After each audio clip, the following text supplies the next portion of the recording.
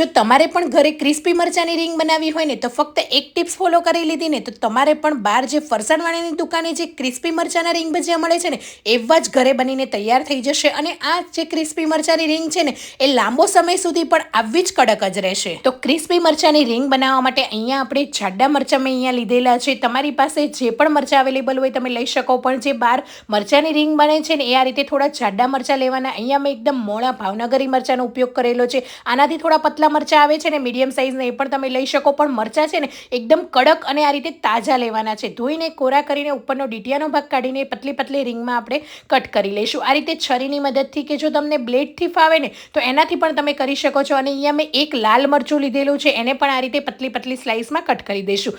બધી જ અહીંયા મેં પતલી રીંગને તૈયાર કરી દીધેલી છે। હવે એક પ્લેટની અંદર આપણે એડ કરી દઈશું અને આ બધી જ રીંગ એક મોટા આ રીતે પોળા વાસણમાં એડ કરી દઈશું, જેથી આપણને હલાવતા સારું ફાવે। સ્વાદ પ્રમાણે મીઠું એડ કરી દઈશું અને એની અંદર થોડો એવો કાળા મરીનો પાવડર એડ કરીશું। ફ્રેશલી કૂટીને એડ કરજો, એનાથી ફ્લેવર અને ટેસ્ટ સરસ આવશે।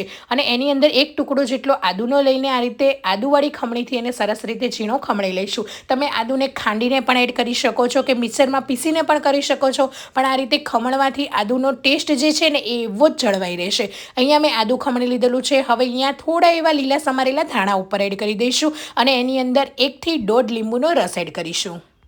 હવે આ મરચાંની રીંગ જે છે ને એ થોડી ચટપટી ખાટી મીઠી હશે ને તો ખાવાની ખૂબ જ મજા આવશે, એટલે લીંબુનું પ્રમાણ આની અંદર થોડું એવું વધારે રાખજો, જેથી તમને છે ને ખાટો મીઠો સ્વાદ છે ને એ સરસ આવે। હવે એની અંદર આપણે બેસન એડ કરીશું। તો આ રીતે મોટી 3 ચમચી જેટલો અહીંયા મેં ઝીણો બેસન લીધેલો છે, એને આપણે એડ કરી દઈશું। અને મરચાંની રીંગને લાંબો સમય સુધી ક્રિસ્પી રાખવા માટે 1 ચમચી જેટલો ચોખાનો લોટ એડ કરી દઈશું। ચોખાનો લોટ એડ કરવાથી જે રીંગ છે ને એ કડક રહેશે અને જ્યારે પણ તમે ખાતા હશો ને એની અંદર તેલ પણ જરાય નહીં રહે અને જે આ મરચાંની રીંગ છે ને ઢીલી પણ નહીં થાય। બસ હવે એને હળવા હાથે મિક્સ કરી લઈશું। મરચાં ઉપર લોટનું કોટિંગ થઈ જવું જોઈએ। આપણે લીંબુનો રસ થોડો વધારે એડ કર્યો છે એટલે પાણી એડ કરવાની જરૂર નહીં પડે। અને જો તમને કોરું મિશ્રણ લાગે તો પાણીના ફક્ત 1 થી 2 છીંટા એડ કરી દેજો અને ફરીથી આ રીતે મિક્સ કરી લેજો।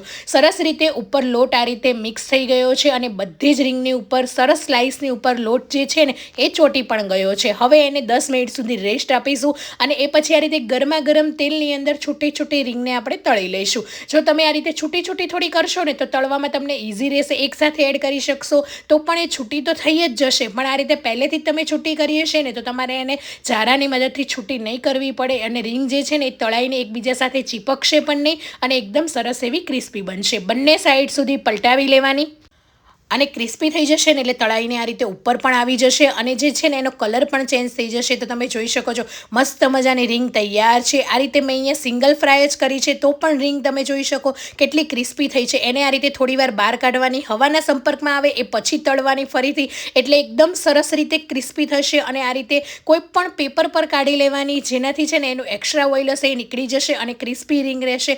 ઉપરથી થોડા એવા ગાર્નિશિંગ માટે લીલા ધાણા એડ કરી દઈશું। ખાટી મીઠી તીખી તમે ચટણી સાથે સર્વ કરી શકો છો। ચા કે કોફી સાથે પણ બહુ જ ખાવાની મજા આવશે। ક્યારેય ના કરી હોય ને તો આ રીંગની રેસીપી જરૂરથી એક વખત ટ્રાય કરજો અને બનાવજો અને મને કમેન્ટ બોક્સમાં જણાવજો કે આજની મારી ક્રિસ્પી મરચાંની રીંગની રેસીપી તમને કેવી લાગી। આવજો, જય શ્રી કૃષ્ણ।